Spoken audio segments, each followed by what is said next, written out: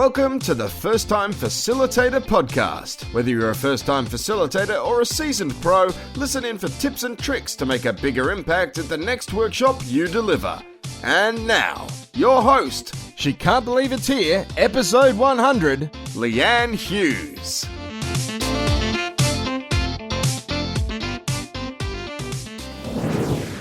Hello everyone and welcome to the show. I'm your host Leanne Hughes and I'm here to help you create unpredictable workshop experiences that predictably work. We are here, it's episode 100, it's the century, oh my gosh, unreal. This has gone way too quickly. It's very, very hard to believe that we're here, but here we are. And it's also nicely timed that episode 100 is the first episode of a new decade. I couldn't have planned it any better. So first of all, thank you for supporting the show. Thank you for listening. Thank you for lending me your ears every week. Thank you for sending through your feedback and thoughts. Thank you for connecting with previous guests. Thank you for everything that you're doing as a listener to keep the momentum and the show going. I really, really appreciate it. I'd love to keep the momentum going for another 100 episodes. So please, if you're listening, reach out, keep in touch, provide feedback. I want to continue growing the show, making it relevant, making it interesting and useful for you so you have that confidence and energy and faith in your ability as a facilitator the next time you're up there delivering. Now, as it's episode 100, I thought I would get my favorite podcaster on the show, a guy that I've talked about many times on this podcast and shared his philosophy about building your network and relationships and digging the well before you get thirsty. That guy is Jordan Harbinger from the Jordan Harbinger Show. Jordan has hosted a top 50 iTunes podcast for over 12 years. His show receives over 6 million downloads per month, making it one of the most popular podcasts in the world. He interviews brilliant people and makes their wisdom available to everyone. Now, Jordan has spent several years abroad in Europe and the developing world, including South America, Eastern Europe, Asia, and the Middle East. And he speaks 5 languages. He's also worked for various governments and NGOs overseas, travelled through war zones and been kidnapped twice. And he'll tell you the only reason he's still alive and kicking is because of his ability to talk his way into and out of just about any type of situation. Now, why did I get Jordan in for episode 100? Well, this was a full circle moment, really. I was a podcast consumer for a couple of years, and then I discovered that Jordan was speaking at a conference called We Are Podcast, which was luckily being held in Brisbane back in 2017. I went to the conference just to hear Jordan speak. Now, on the second day of the conference, there was a lucky door prize, and apologies if you've heard this story before, but you had to, as part of this draw, you had to enter the name of your podcast, put it into a bucket, and you'd win a book. Now, I didn't have a podcast at the time, but I wanted to win the book. So I quickly thought up an idea. I wanted to have a podcast about facilitation, and I also like alliteration. So I wrote down those 3 words, first time facilitator. And I promised myself that if my entry was drawn out of the 100 people there, then I would have to do this show. I'd have to commit. And yeah, what do you know? It was selected. So I had to get up, I had to collect my prize and tell everyone on stage what my podcast was all about. This is a good way to get accountability, right? So then a few months later, I released episode 1. So yeah, Jordan had a huge role to play in the creation of this show. Now, following that conference, we joined Jordan and Jen, his wife, and we played an escape room in Brisbane, chatted over a few beers. And then in 2018, I was the MC of the same conference and I got to go to this speaker retreat and hang out with Jordan. And I actually asked for his thoughts on whether I should leave my job. He asked a few really great clarifying questions, which helped consolidate my answer of yes. So that's how it all worked out. That's why he's on the show today. Now, in this episode, I wanted to focus on what it takes to facilitate conversations with some of the world's most amazing people. He's had the likes of Malcolm Gladwell, John Maxwell, Simon Sinek, Lisa Lampanelli, and Kobe Bryant on his show. And I wanted to really find out how he gets these amazing interviews and how he draws out the most interesting insights from these guests on his show. Now, this week's episode is brought to you by Rapid Mentoring. That's right, the show has its first ever sponsor, and what a time for episode 100. So what is Rapid Mentoring? It's an amazing subscription program designed to help you make more of your life and your career in less time. How good does that sound? Now, the mix of online learning modules and twice weekly bite-sized emails over the 12-month subscription is terrific value at just 250 Australian dollars per year. So if you live in the States, that's probably around like 150, right? We'll save the complaining about the Australian dollar for another episode. But anyway, I first met Warren James, the founder of Rapid Mentoring, around a year ago after being introduced by a close mutual friend. And recently, Warren and I caught up again for coffee, where we started to discuss my plans for this episode. I had a few ideas. I mentioned that I'd love to get Jordan on the show, and Warren simply asked me, hey, what do you need to do to make that happen? I've been thinking about it for ages, about asking, and I was thinking of all these clever ways to ask Jordan, like whether I should send him a video message and like do a photo collage or something. But it all got too complicated, and that's why I was procrastinating. And I guess with Warren asking me that simple question, I realized the only thing I really needed to do was just write a quick email and make it happen. And make it easy for Jordan to say yes. So soon after coffee that day, I got home, I wrote the email to Jordan and Jen, and within 20 minutes, he accepted and booked in a time to chat. So good. So what I want to say is, I guess the lesson here is if you've been hesitating in something or waiting for perfect conditions to ask or to do something, how about you take that easy option and think, how can I just get it done? And like I said in my previous episode of last week, that's my philosophy this year is just get it done and don't overcomplicate things. So yeah, a big thanks to Warren for sponsoring this episode, for having faith in the show. And he was the one that actually asked me if I wanted to be sponsored. I haven't actually gone out to seek sponsorships. That was really nice. And thanks, Warren, again, for giving me the push to contact Jordan. If you're keen to hear more about Rapid Mentoring, you can check out their website at rapidmentoring.com.au, and you can sign up to their free weekly email while you're there. We'll have a link to that in the show notes, which you can find over at firsttimefacilitator.com/episode 100. Remember, if you'd like to continue the conversation when the podcast is over, join over 430 facilitators from all around the world on the free Flipchart group on Facebook. I'd love to see you in there. A link to that is also in the show notes. Okay, I've spoken for long enough. Let's get onto the show. I am delighted to welcome to the 100th episode of the First Time Facilitator podcast, my favorite podcaster, Jordan Harbinger. Jordan, thanks so much for joining us on the show. Yeah, thanks for having me on. It's fun to watch your, can I say, podcasting career, because it's a classic example of I have a niche. It's going to make sense. It's going to offer value. And then someone sticking with it and it being successful, which is really cool because one of those pieces usually flops out at some point and you didn't do that.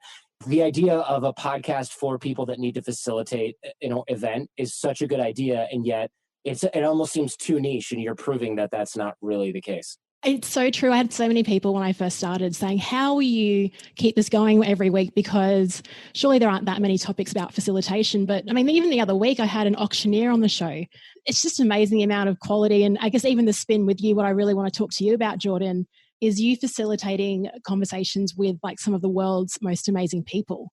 And that's another interesting spin, because like facilitating is talking to like two or more people at a time. And honestly, and I'll talk about this when I introduce you on the show, but you've absolutely been the inspiration for this podcast, which is why you're the Centurion guest on the show. Right. So let's talk quickly through not your whole career story, but I love the word pivot. And, you know, you started when you were 15 hacking into telephones. Then you became a Wall Street lawyer, and now you're interviewing Dennis Rodman. I mean, how on earth has this happened? What are some moments in your career where you could have turned left, but you went right, and it was sort of a pivot that just brought you to what you're doing today? Yeah, the idea that I'm a professional podcaster, which sounds ridiculous, by the way, even to me, the idea that that's the case is just kind of very bizarre. I was a Wall Street attorney for a while, and I remember did an internship on Wall Street, my first firm, and it was really clear that I was no longer going to be like the smartest guy in the room. Not that I ever was, but when I was in maybe elementary school, I could sort of lean on that. Middle school, I could lean on that. But then high school, college, it was like, oh, there's a lot of smart people here. I might actually have to develop a work ethic. And I did that, and I developed a hell of a work ethic because I'm from the Midwest United States, you know, Detroit. My parents are both hard workers. But then I got to Wall Street and I was like, everyone is working hard and everyone is also really smart and smarter than me. And, you know, classic imposter syndrome, I'm in trouble. So one of the partners was telling me that the way to make partner or to stick in a firm and do well is to primarily to bring business into the firm. And the way that you do that is by networking. And I was like, cool, I got to Google networking. And then I realized, networking is not just going and handing your business card out to people. Because I remember one of the partners, the same partner actually told me, this is about becoming friends with them. Like if they think you're cool, they'll throw you business. I was sort of disheartened, right? Because I thought, how in the heck am I going to figure out how to make friends as an adult so that they like me enough to give me business? Like this is such a cryptic thing. So I started studying things like psychology and how to be liked and how to develop relationships and how to maintain relationships. And that led to things that I was fascinated in, like body language and vocal tonality and eye contact and the way you sit, stand, walk, and talk. And that to me was really interesting. And it turns out that was obviously highly applicable to charisma, which is a key component of being liked. And that all started to blend together. And I thought, wait a minute, am I actually figuring out how people are known, liked, trusted, believed? You know, it's turned into an influence thing. And so I kept talking about these things and teaching these little networking workshops in law school. And I realized that I was really interested in it, but not many other people were interested in it. So I started telling people about what I was doing. And I remember a female friend of mine was like, so it's kind of like dating and blah, blah, blah. And I was like, well, wait a minute. So we started talking about that. And then we started talking about dating and relationships and that sort of body language stuff. And that became a nightly, 5 nights a week, go to the bar and have drinks and talk about body language, vocal tonality, and eye contact. We started talking about that kind of thing. And that was absolutely fascinating. And that was the genesis of the show. Because I remember burning CDs because people would come in and go, oh, well, I have a couple questions about this. And I'd be like, we just talked about this yesterday. We just covered all this. So I started talking about those elements of being known, like, trusted, body language, nonverbal communication, and burning the CD and getting people up to speed. And then I said something to a friend like, if only there were a way, and this is true in 2006, if only there were a way to put these MP3 files online, we could just tell people where to get them. And my friend was like, you know, that has to exist. We should build that. And he made a website. And then it turned out, he goes, actually, there's this thing called podcasting. They don't host the files, but we can sort of point our website files at this, and then people can get it through iTunes. And I was like, this is genius. And that was the beginning of the podcast. There were only like 800 podcasts. All of them were tech, you know, at the time. Like everything, it was tech. And we were in the like human health and sexuality category, which had 4 shows in it, 2 of which were dead, you know?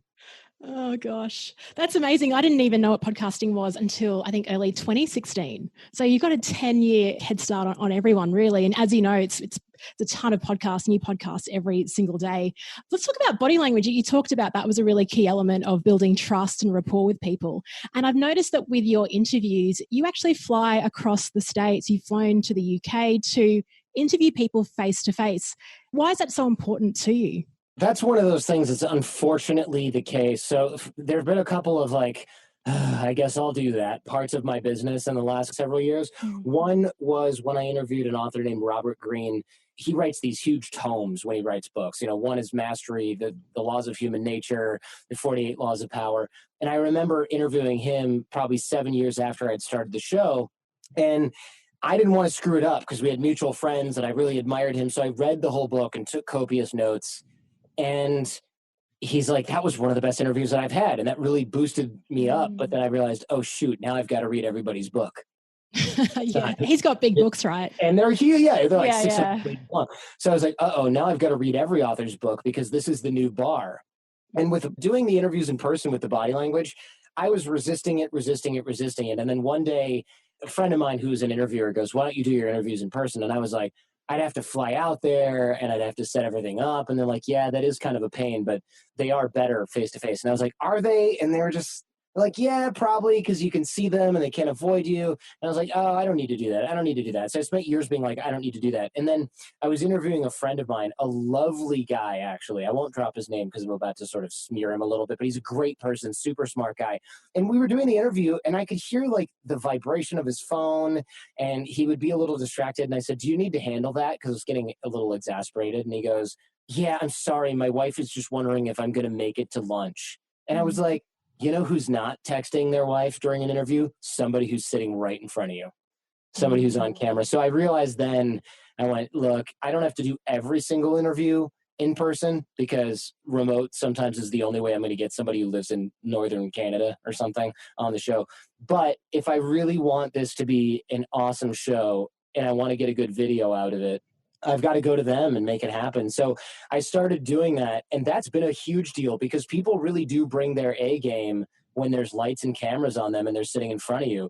They don't put the same level of care, of focus into it when they're sitting in front of Skype and Outlook keeps sending them a notification every 30 seconds that their order from Amazon has been shipped.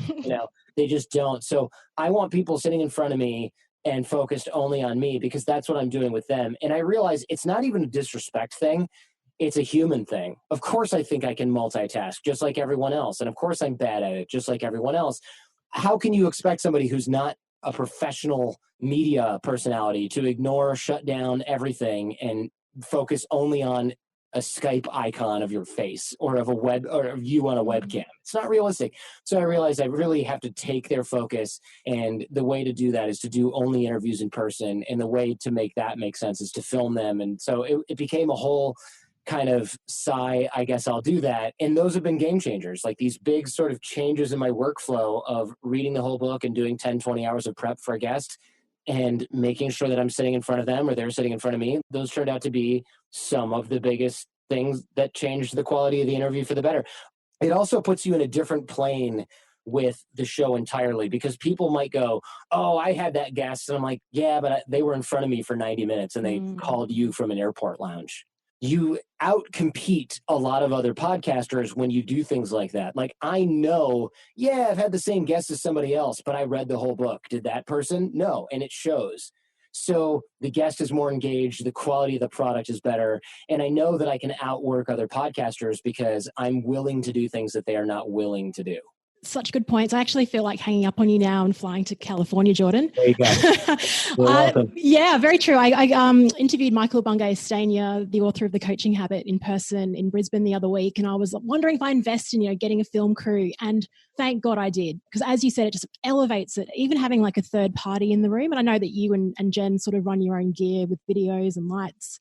It does give it a bit of prestige, the interview. So I love that idea. And also, I guess, walking into seeing, and I keep using Dennis Rodman as the example. I think, he's extremely well known, but having a face-to-face interview with him, walking in and seeing him on a drip, I mean, you don't get that same experience over Skype. Yeah, there are these little elements of, okay, what the hell is going on right now? Yeah. And you only get that kind of thing sitting in front of somebody. And it's really cool. Like when I interviewed Dennis Rodman, like you said, he was on a drip. And the natural starting point for the conversation was, so what's up with the IV drip, man? That wasn't in the prep, right? Yeah. Yeah, it's like that wasn't in the notes. And he's like, oh, this is this, and this. And it leads to a whole different angle that you wouldn't otherwise get. And so it's very situational and apropos. And I've had similar things happen where, trying to think who else had something very unusual and situational happen while I was with them. I mean, people will get a text 5 minutes before showtime and they're like, sorry, my kid just got in trouble for A, B, C, D, E. And you're like, oh, well, we have to start there. It's very, very interesting to start that way. And you can only get that by being in front of the person. And look, if your goal is to generate rapport with the guest, because you have to generate rapport to get a good conversation, which is what generates trust with the audience. I mean, it's obviously easier to generate that rapport, generate that trust, generate that connection, sitting in front of them in their living room or in a hotel room or, in a studio in their hometown or something like that. It's so much easier to generate it there than it is to be like, cool, sit in your home office in front of Skype. It's breaking. There's these technical things that are frustrating you. The speakerphone quality is bad. Like, sit there and do that. No, if they're sitting in front of you, you can laugh and joke around. There are assistants there. They're joking around. You really get a feel for who the person is. When I was at Moby's house, I love that you just dropped that. Like, that's a crazy sentence for you to even say, right? When I was at it's true. And I don't mean it to sound kind of like self-important. The reason is because Moby is such a big deal.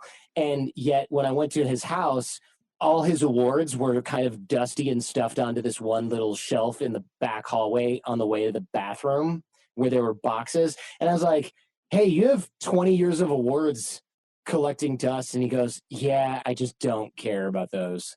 And I thought, that's really interesting. Why not? And he goes, well, one, they're old and kind of irrelevant, but two, I just don't feel like they don't mean anything to me because I didn't like who I was back then. So I don't care if I won an award for what I created. And I thought, like, that's a real deep insight that you don't get when you have them crop up on Skype. I guess the listeners to this podcast, what we've discovered is there was a trend towards online learning about 5 years ago. But now with the increase in tech and the decrease in human connection at corporates, the face-to-face workshops have become even more important, not only because of the content, but because of creating the connections and trust through the face-to-face, activities and things like that. So it's really interesting that you'd think that because of like AI and virtual and everything else, we could just do training all online. But as you said, it's just that you can't repeat that face-to-face human interaction for building relationships, which are critical in things like companies that want to start collaborating. So maybe you went to his house, you've been to Cesar Millan's house as well. Jordan, do you ever get a little bit nervous, like you're fanboying when you interview these type of people? And if so, how do you deal with that? It's funny. People ask me that all the time. The answer is not really, because I'm much more worried about the logistics working out than the person. And the reason is because I'm trying to get the show for the audience. So I'm more worried like, okay, is the audio okay? Is that echo coming through? Ooh, that truck outside, is that going to pollute our track? I'm more worried about that than I am about, I hope they like me. Because I don't care. I'm not going to leave and be like, yo, Caesar, when are we hanging out, man? And ironically, that's what makes those people like you, because you're not trying to be their friend. So you just come across as authentic and normal. And then they're like, hey, come over for a barbecue next month. We're doing a thing with all the employees. You guys should come out. So that's like a real thing that happens. When it won't happen is when you're like, ooh, I want to ask him things that are impressive and that make him like me. And I hope that they think I'm cool. Then nobody wants to be around that, because famous people are around that all the time anyway. And so that makes the interview weird. It doesn't serve anybody, especially the audience. So I'm nervous, but I'm nervous like, I heard a beeping sound, which certainly sounds like one of the cameras shutting down. I hope they caught that. Are they going to fix that? I'm far more worried about that than I am about anything else. And so I don't have time to be like, I can't believe I'm sitting here with Kobe Bryant. There's no time for that at all. When I book the interview, I get excited. After I'm done, I go, wow, that was so satisfying. It went well. It's more of a relief than like a giddiness of I got to stand next to, hang out with this person. And I think also, since I realize everything is temporary and we're not going to become best buddies after that, I don't really get so starstruck and stoked, because that would sort of ruin the moment for me anyway. That what am I going to do? Somebody I never got a chance to meet my whole life. I finally get to hang out with them for a few minutes. I'm going to spend the time celebrating the fact that I'm standing there. That doesn't make any sense to me. Thanks for sharing that. It's funny how you worry about the logistics. Do you sort of focus on time as well? Are you kind of worried about, I need to extract the most information? So you're really sort of mindful of that? I am, because a lot of times they'll go, oh yeah, Kobe Bryant can do the interview, but he's only got an hour. And I know that the publicist is going to screw that up for me.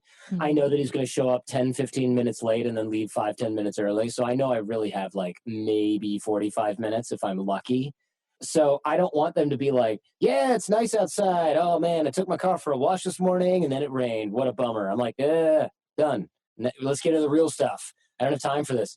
And that bothers me. The ideal scenario is when I've got all the time in the world, but also they're being really friendly and open. Like with Howie Mandel, he was really good. I said, okay, how much time do we have now? And he goes, I'm going home after this, so whatever. And he's like, do you want to see the office? And I was like, well, sure. If we're going to take a tour and it's not going to cut into my time slot, great. So we took a tour of the office and he showed us a bunch of stuff and a bunch of artifacts that he's got laying around and told us a bunch of stories. And then we spent like 3.5 hours at Howie Mandel's office hanging out, watching America's Got Talent, etc.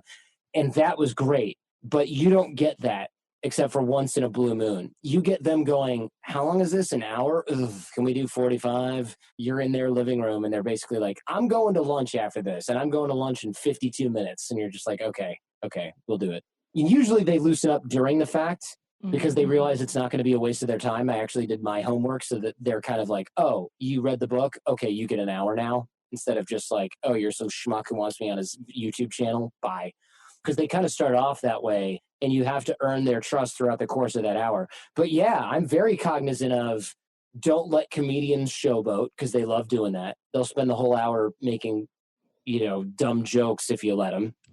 And don't let people who are successful business people get into their talking points because they've got their media training and they're going to dive into their talking points and they're going to beat those to death. And you got to constantly, but gently corral them, move them away from those, or you're going to end up with a really boring show about everything they talk about whenever they go and do media.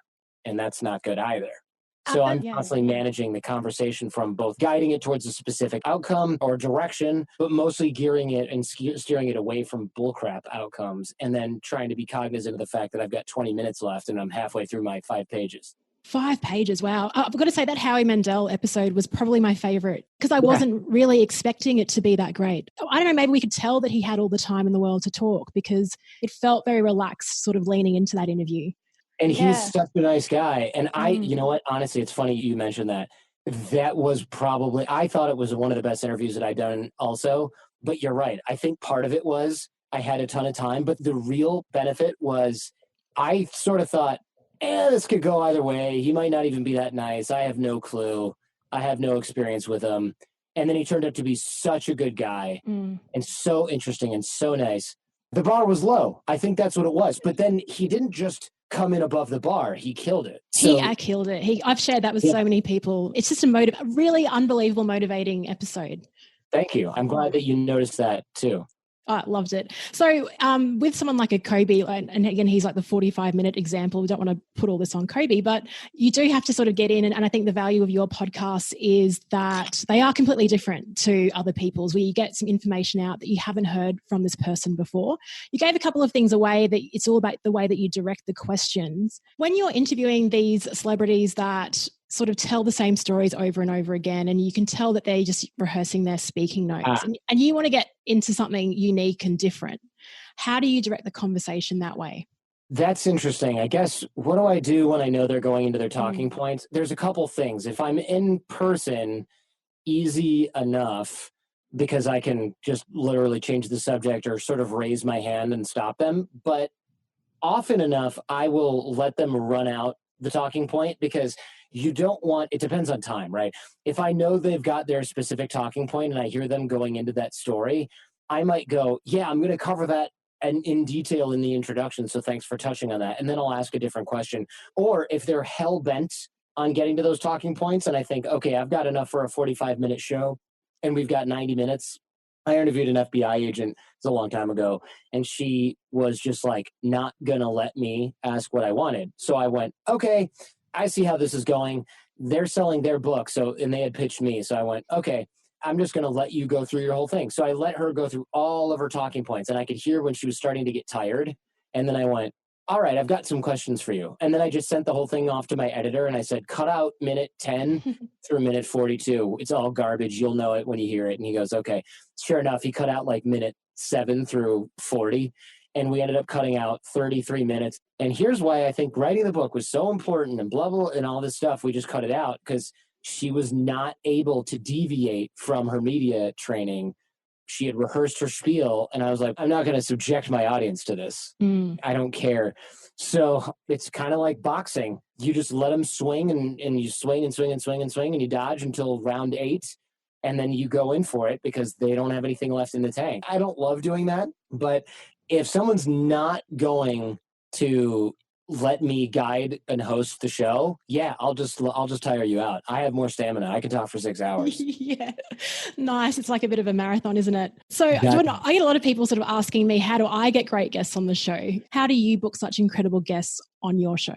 That's the trick, right? A lot of people have asked me this. And the truth is, aside from having the numbers, which helps get past the PR people, it's a constant hustle. It's constant relationship management.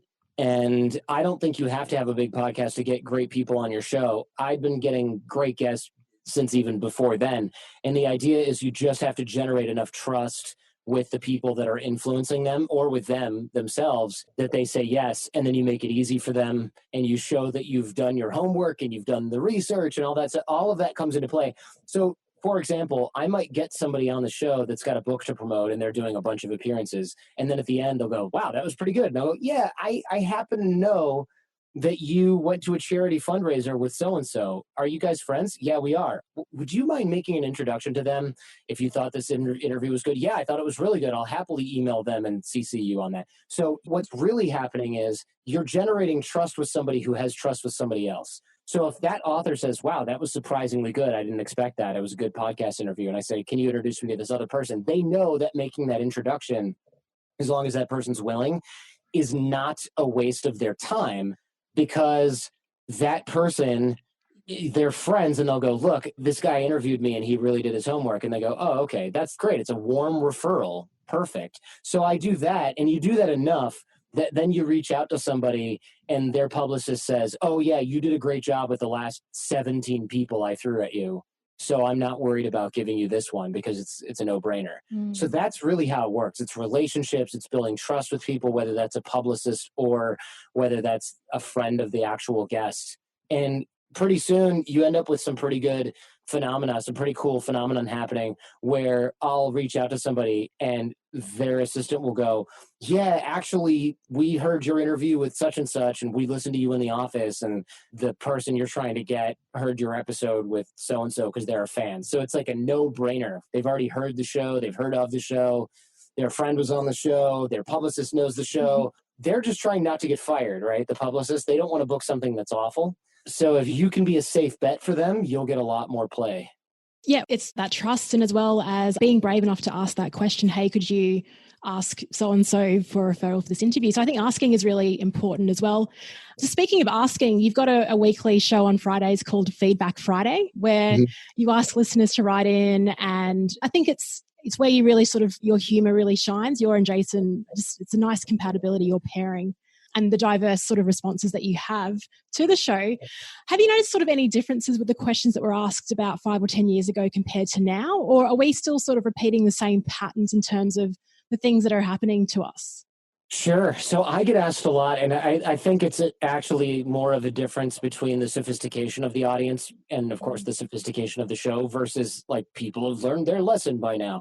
You know, back when I first started, people were asking me things like, how do I get this woman's attention at work? Or how do I handle this problem with my girlfriend? And I was talking more about those than I was adult topics like serious family issues. You know, I didn't have the trust when I was 29 to solve someone's serious family problem or help advise someone on a serious family problem.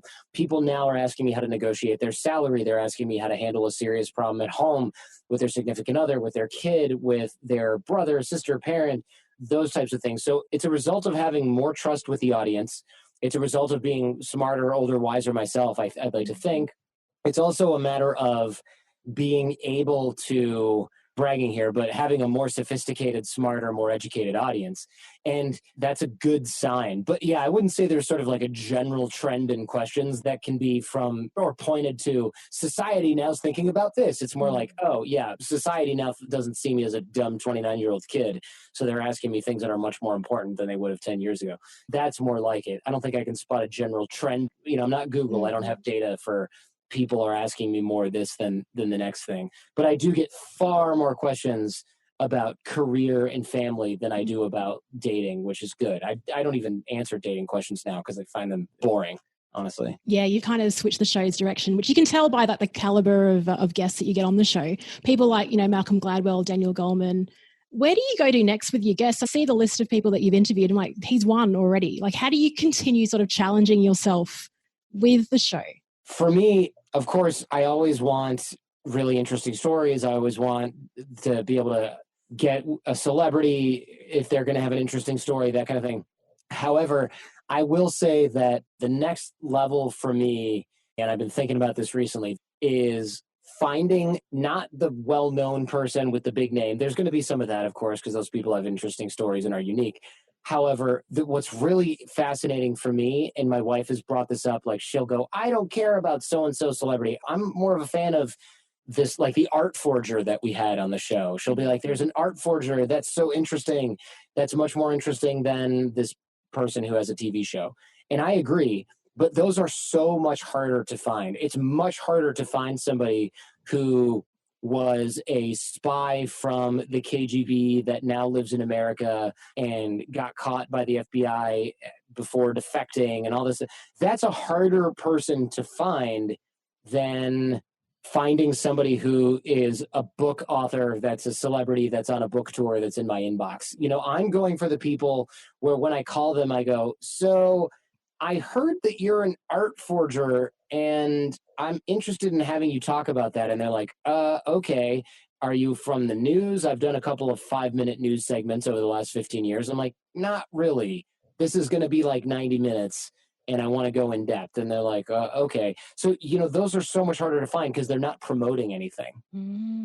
And if they are promoting something, it's the fact that they're a private investigator that hunts Nazi war criminals. They're not marketing. They're not making the rounds. Like thought leadership or not releasing a book or... Exactly. Yeah. They don't have a thing coming out and they're not making the rounds. Really making the rounds, I think is really what it is.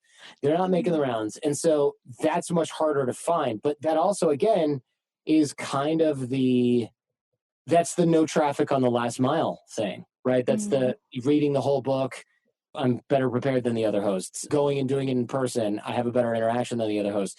It's better that way. It's better to find these guests that nobody else can find because then I'm not competing with other people, other media. That's been magical. And honestly, those are the more interesting stories. The art forger, the spy, those are far better interviews, far better conversations than interview number 75 with an author who's gone on 74 other podcasts. They're on autopilot. This person, there's some magic about talking to them about this almost for the first time. And they're really into it. They're like, wow, that was fun. I haven't ever sat down and told everybody about all this stuff because the people they talk to about it don't ask these kinds of questions or they don't have an hour and a half. They have 15 minutes. Yeah, I mean, like that guy that escaped North Korea a couple of times. And just a quick question, do you think it's because they maybe don't want to be like a bit of a show pony, or is it because they don't think what they did is that special because it's happened to them and they don't see the uniqueness in their journey? Not to say that everyone should go and reach out and share their story, but why do you think these people in particular aren't seeking podcast interviews? I think that there's a lot of people that really don't care about media or they don't really know that their story is that fascinating, or they wrote their book 20 years ago and they're not on the circuit anymore. And that's great. That's good. Because there's a lot of people with some really crazy, hairy, candid, awesome stories that they never get to talk about. I interviewed Ehud Barak, who was the prime minister of Israel probably like 20 years ago now. And he wrote a book that was all about special forces exploits that he had done as a soldier. And I was like, this is going to be super interesting. So I started asking him about all the operations that he was on, some of which are declassified. And he just said, I never get to talk about this.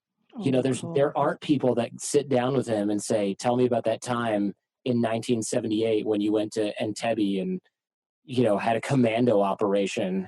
They just don't ask him about that anymore, but it's so fresh in his mind. I mean, that was like the most exciting thing that he's ever done. He's 30, whatever. He's in charge of the special forces in Israel, and they're going to rescue all these hostages that were taken captive by Idi Amin. He's like telling me how they planned the operation, how everything went wrong. He's reliving that. That's really, really cool. People aren't asking him about that stuff anymore, but it doesn't make it any less interesting, especially to hear it straight from the guy who was in charge. Amazing. And I guess that's the value of reaching out to someone like 20, 25 years later, is because this information is now declassified and you can get all the juice. Just to wrap up, Jordan, I don't know how you retain all your information about world history, geography, politics in China. In every interview, you seem to be able to rely on your knowledge bank. How do you do that? Is that something unique to you? I don't know. Yeah, there are a lot of things where I seem to know a lot of random facts, but it's sort of one thing begets the next, right? If I do a bunch of research on an FBI agent, and then I do a bunch of research on a spy, and then I'm doing an interview with somebody who defected from North Korea, I have this sort of base level of knowledge that keeps getting built upon by one guest after the other. So there's a lot of research, but there's a lot of things like I remember from one show that I now bring into the next. So that's one of the other benefits to doing all this research is you're learning a bunch. I might not remember 99% of the stuff I research about a guest, but that 1% adds up to quite a bit over time, of course. So yeah, I'm a little bit of like a fact warehouse. Yeah. But on the other hand, that's the result of self-educating over a period of years. And you'll note that people who read a lot and have done so their whole life, they know a lot of stuff. And that's because they forget 98, 99% of what they read in a book, but the 1% of stuff they do remember, well, fine. If they're reading 100 books a year, you're going to have a good knowledge base in there to pull from. And that adds up over time. So yeah, part of it is me being an encyclopedia of useless facts. And then the other part is just having done so much work that I've forgotten more than I'll ever learn about certain things. But I think part of that is just the buildup over time of making this my job, having such a diverse and in-depth amount of experience that I'm just going to be able to pull some stuff up every now and then, it's inevitable. So cool. And it's funny, you talked about the importance of lifelong learning. And have you watched the new Bill Gates doco, Inside Bill's Brain? Not yet. It is on my list. Yeah. The thing that surprised me the most was the amount of books that he read. Like, he goes on trips and just brings 30 books on every single sort of plane trip. So I think there's the value, and it allows you to have those amazing conversations and really get into deep and interesting detail with your guests. Jordan, thank you so much for being a personal inspiration for me, and I'm sure many others. If people want to listen into your show, where can we send them? Sure. The Jordan Harbinger Show, anywhere that you can find podcasts, so Spotify, Apple Podcasts, etc., or jordanharbinger.com. Awesome. Thank you so much, Jordan. Hope to see you in Australia sometime with your new family member. Thank you so much. Yeah, would love that. And keep in touch. Thanks for the opportunity. Thanks, Jordan. Hey, thanks so much for sticking around. You've reached the end of another episode of the First Time Facilitator podcast. Connect with the show at firsttimefacilitator.com or follow me on Instagram at Leanne Hughes to find out what I'm up to during the week. If you enjoyed this episode, please feel free to share it with someone who will also appreciate the insight, and make it easier for yourself and subscribe to the show in your podcast player of choice. Thank you so much for listening, and chat to you next week.